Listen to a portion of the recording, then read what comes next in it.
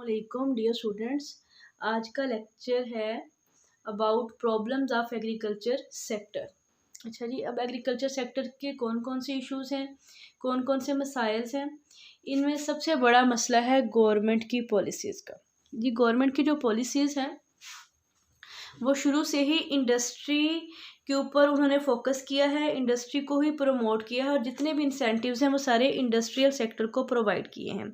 जो agriculture sector है वो शुरू से ही निगलेक्टेड रहा है, इसलिए इसके ऊपर फोकस भी नहीं किया गया, फंड्स भी इसकी तरफ एलोकेट नहीं किए गए। अच्छा, और जो एग्रीकल्चर सेक्टर है वो कोबवेब फ्लक्चुएशंस का शिकार रहा है कि एग्रीकल्चर की जो पैदावार है वो मौसम से मुतासर होती है। ठीक है, अगर तो क्लाइमेटिक कंडीशंस गुड हैं तो फसल अच्छी हो जाएगी, अगर क्लाइमेटिक कंडीशंस ख़राब हैं या फ्लड आ गया है, सैलाब आ गया है, जिसकी वजह से सारी फसल जो है वो तबाह हो जाएगी।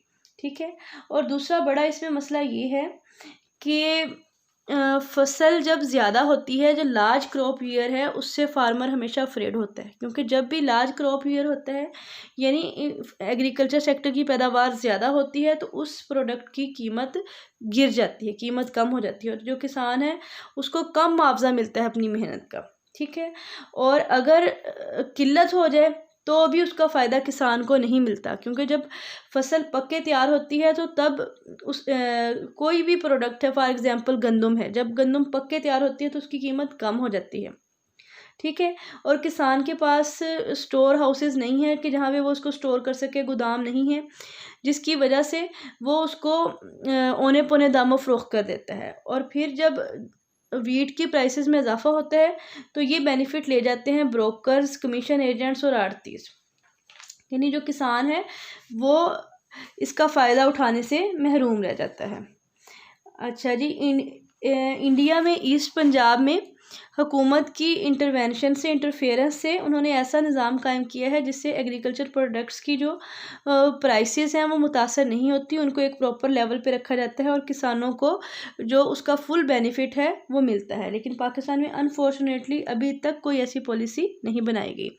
अच्छा जी, 2016 में भी गंदम की जो प्रोक्योरमेंट प्राइस थी वो 1300 थी और 2020 में भी ये 1360 रुपये है, यानी 4 सालों में जो गंदम की प्रोक्योरमेंट प्राइस है उसमें कोई इजाफा नहीं हुआ। ठीक है, ये इनएफिशिएंसी शो करता है on the part of government institution. अच्छा जी, फिर सेकंड हमारा पॉइंट है नेचुरल क्लैमिटीज़। जो नेचुरल क्लैमिटीज़ हैं, क्योंकि एग्रीकल्चर सेक्टर एक ऐसा सेक्टर है जिसमें कुदरत का अमल दखल ज़्यादा है, यानी जो क्लाइमेटिक कंडीशंस हैं उनसे सीवियरली अफेक्टेड होता है।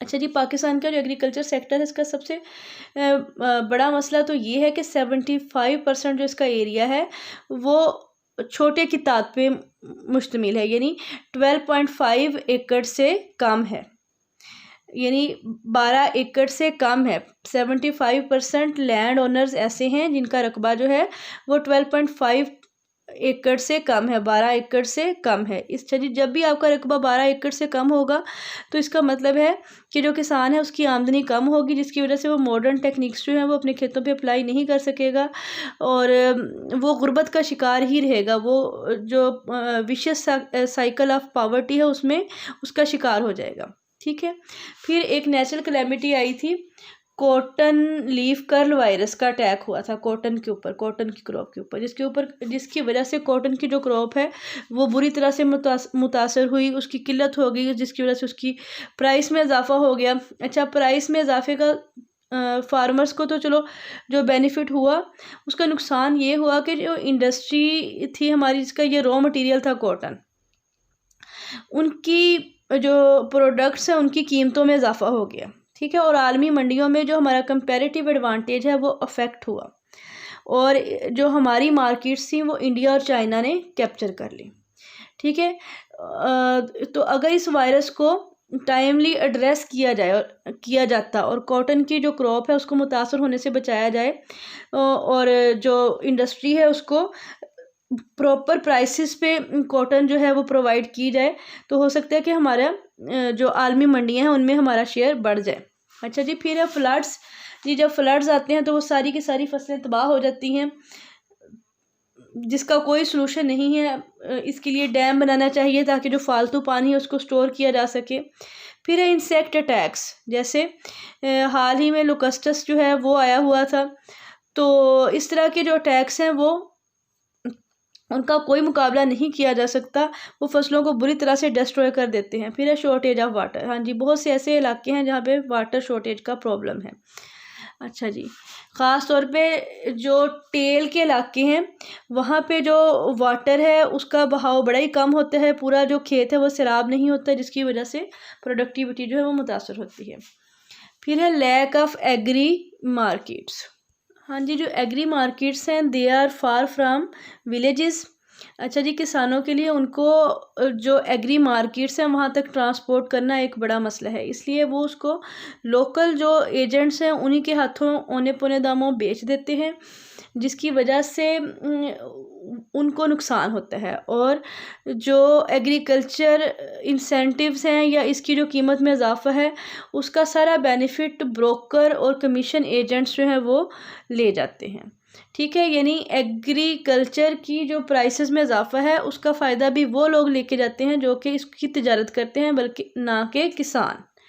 ठीक है, फिर है नॉलेज गैप। हमारा जो किसान है वो आम तौर पे अनपढ़ है, यानी कम पढ़े लिखे लोग ही खेती बाड़ी की तरफ आते हैं। तो उनको जो मॉडर्न टेक्निक्स ऑफ प्रोडक्शंस हैं, एक तो उनका नॉलेज नहीं होता, और दूसरा अगर नॉलेज हो भी तो उनके वसाइल इजाज़त नहीं देते कि वो उनको ख़रीदें, क्योंकि जो पेस्टिसाइड्स हैं और जितने भी मॉडर्न सीड्स हैं उन सब की कीमतें ज़्यादा हैं और किसान की परचेजिंग पावर कम है, जिसकी वजह से वो उन टेक्निक्स ऑफ प्रोडक्शन को अप्लाई भी नहीं कर पाता। ठीक है, फिर है इनएडिक्वेट फाइनेंशियल रिसोर्सेज। फाइनेंशियल रिसोर्सेज का मतलब ये है कि किसानों को सस्ता कर्जा फ्राहमी यकीनी नहीं बनाई जा सकी। ठीक है, पाकिस्तान में इसके लिए इदारा है ज़रूरी तरक्याती बैंक, लेकिन उसमें भी मसला ये है कि बैंक जब किसी को लोन देता है तो वो उसके बदले में किसी चीज़ को बतौर गारंटी रखता है, प्लेज करता है, और किसानों के पास ज़मानतों की कमी होती है। अगर किसान कर्जा हासिल कर भी लेते हैं तो GTBL को उन कर्ज़ों की रिकवरी में बड़ा प्रॉब्लम आता है, यानी वो अपने जो लोन्स हैं वो रिकवर नहीं कर पाते। ठीक है, जिसकी वजह से जो लोन्स हैं उनको एडवांस करने से पहले सोचा जाता है और कम जो लोन्स हैं वो दिए जाते हैं। ठीक है, तो इसके लिए किसानों की परचेजिंग पावर को इम्प्रूव करना चाहिए, उनके प्रोडक्ट्स की प्राइसेस को प्रॉपर सतह पे रखना चाहिए ताकि वो फाइनेंशियल जो रिसोर्सेज हैं उनसे बेनिफिट हासिल कर सकें। फिर है जी सप्लाईज ऑफ इनपुट्स। अच्छा जी, एक तो जो मॉडर्न इनपुट्स हैं और मशीनरी है उसकी सप्लाई पाकिस्तान में लिमिटेड है। दूसरी बात यह है कि जो आम छोटे किसान हैं उनकी परचेजिंग पावर भी कम है और वो उनको परचेज़ भी नहीं कर सकते। और अगर हुकूमत कोई स्कीम बनाती है, यानी किसानों को वो सस्ते बीज या खाद प्रोवाइड करती है, फर्टिलाइज़र प्रोवाइड करती है, तो उसका बेनिफिट भी किसानों को कम होता है, बल्कि जो बड़े लैंडलॉर्ड हैं वो अपने ताल्लुकात, अपने रिलेशंस की वजह से और अपने नॉलेज की वजह से उन फैसिलिटीज़ को वो गेन कर लेते हैं और वो मैक्सिमम जो बेनिफिट्स हैं वो रीप करते हैं। और जो पुअर किसान है, जो छोटा किसान है, वो अनफॉर्चुनेट ही रह जाता है। 7th point is backward agri structure. Backward agri structure क्या है कि जो हमारा किसान है सबसे बड़ा उसका मसला ये है कि वो इलिटरेट है, अंडर एजुकेटेड है। अच्छा जी, वो सिर्फ़ और सिर्फ जो एग्रीकल्चर सेक्टर है यानी कल्टीवेशन है उसी के ऊपर डिपेंड करता है। जो एग्रीकल्चर की दूसरी फील्ड्स हैं जैसे लाइव स्टॉक फार्मिंग हो गया, पोल्ट्री हो गई, फिशरी हो गई, इसकी तरफ उनका रुझान नहीं है। ठीक है, जिसकी वजह से उनकी जो आमदनियां हैं वो पस्त हैं, उनके इनकम लेवल जो है वो कम है।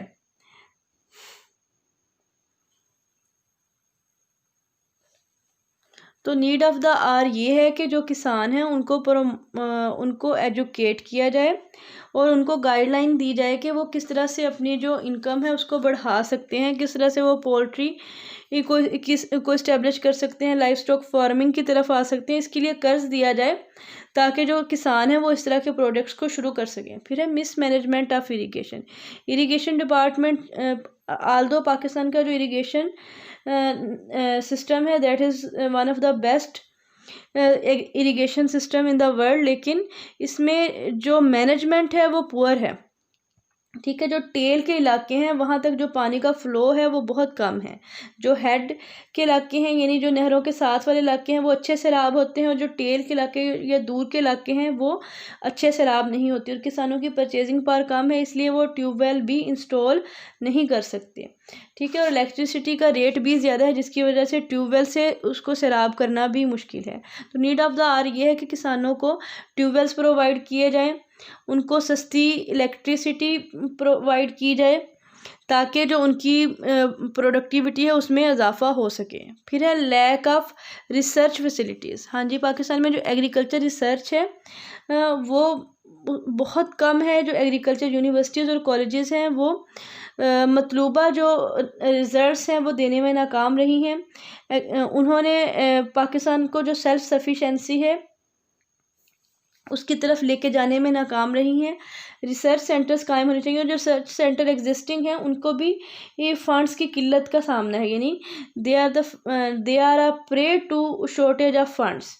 ठीक है, तो फंड्स होने चाहिए, रिसर्च सेंटर्स कायम होने चाहिए जो कि अच्छे बीजों को, अच्छी खादों को प्रमोट किया जाए, और चीप सब्स्टिट्यूट्स तैयार किए जाएं जिनकी क्वालिटी अच्छी हो, यानी जो लोकल लेवल पे फर्टिलाइज़र्स तैयार किए जाएं कम रेट्स के ऊपर, और लोकल लेवल पे कम रेट्स पे सीड्स तैयार किए जाएं, ताकि जो किसान है उसकी आमदनी में इजाफा हो सके और उसकी परचेजिंग पावर भी बढ़ सके। फिर है इनएडिक्वेट एक्सटेंशन सर्विसेज।